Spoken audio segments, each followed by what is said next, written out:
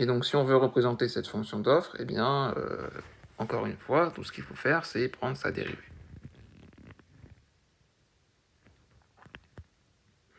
Donc on va la poser égale à S de P.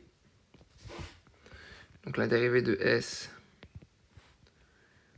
par rapport à P, eh bien, on descend l'exposant, bêta sur 1 moins bêta, fois P, à la puissance bêta moins 1, plus bêta, donc 2 bêta moins 1,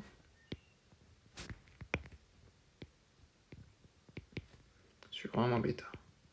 Voilà. Et fois ça.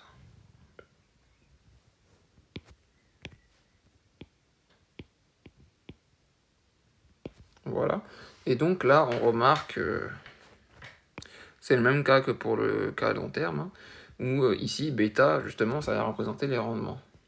Donc, dans le cas des rendements constants, eh bien, la fonction d'offre est indéfinie, comme j'avais expliqué sur du long terme. Donc, la fonction d'offre pour tout bêta, juste pour bêta égale à 1, si bêta égale à 1, eh bien, la fonction d'offre n'est pas définie.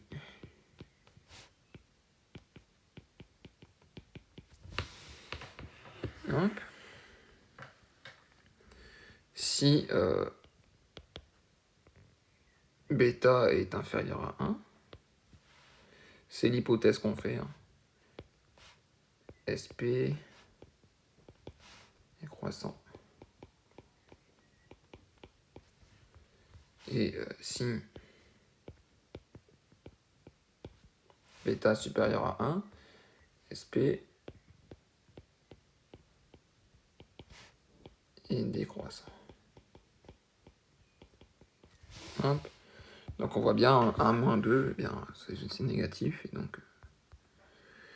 Et donc la dérivée première est négative, et donc la pente est décroissante. Et donc ça, c'est pas quelque chose qui nous intéresse, surtout dans le cas de la concurrence pure et parfaite.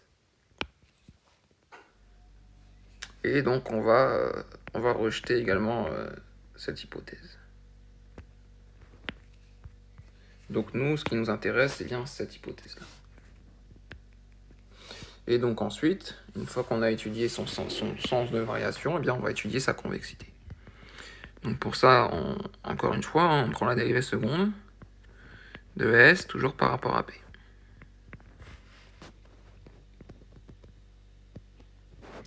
Donc on a bêta fois 2 bêta moins 1 sur 1 moins bêta au carré fois P, 2 bêta, donc 3 bêta, moins 1, donc moins 2, sur 1 moins bêta, fois la constante ici,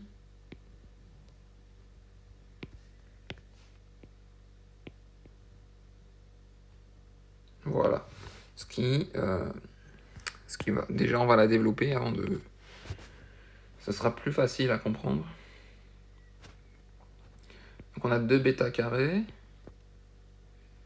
moins bêta.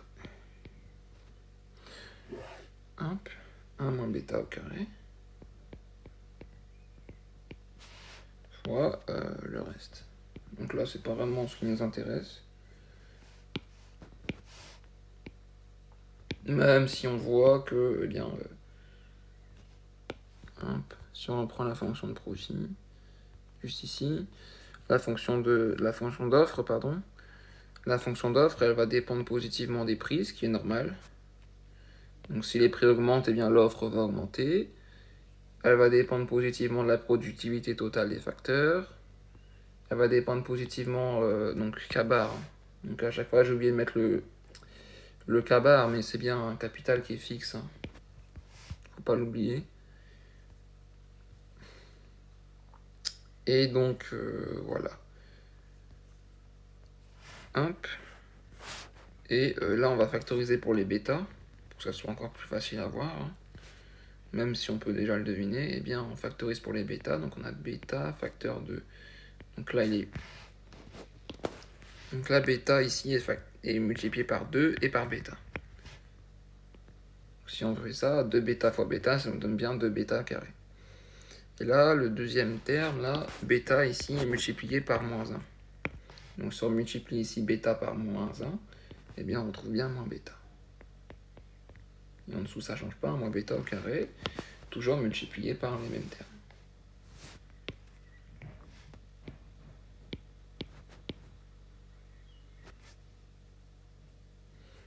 Et donc on voit que donc on a un point où la dérive seconde s'annule, c'est le point où bêta égale 0,5. Et c'est le cas où la dérivée seconde est nulle.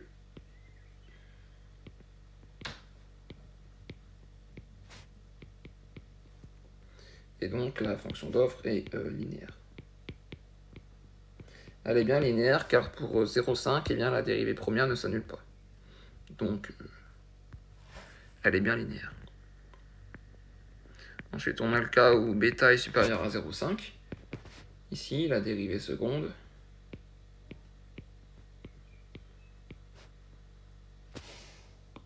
donc si bêta est supérieur à 0,5, eh bien la dérivée seconde est positive. Donc la fonction d'offre est convexe. Voilà. Et le troisième cas où bêta est inférieur à 0,5.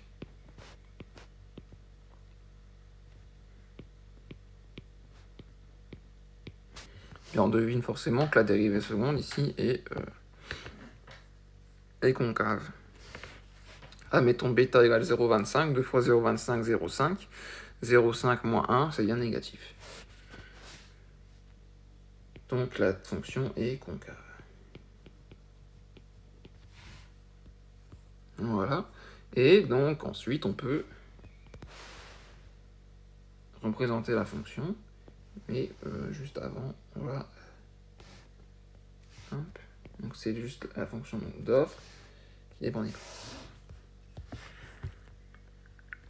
Donc juste, on va chercher pour p égale 0. Donc on prend la limite. Non, même pas. Par exemple, pour la limite, car la fonction... Oui, p peut t égale à 0. Donc hop. S de p égale 0. Ce qui nous donne S de p égale 0. Où c'est écrit... Où est la fonction d'offre? Voilà, alors ici, si p égale 0, eh bien on a 0 à une puissance quelconque, ça donne toujours 0, 0 fois une constante 0. Donc l'offre est nulle pour un prix nul, ce qui est logique. Et donc forcément, la limite de l'offre quand le prix tend vers plus l'infini, c'est déjà que ça tend vers plus l'infini. Hein. Donc là c'est notre fonction d'offre, ça tend vers plus l'infini à une puissance quelconque, c'est plus l'infini. Fois une constante, c'est toujours plus l'infini. Donc la limite, quand p tend vers plus l'infini, de l'offre est plus l'infini, ce qui est logique. Et donc on peut représenter la fonction d'offre. Donc le cas 1 où...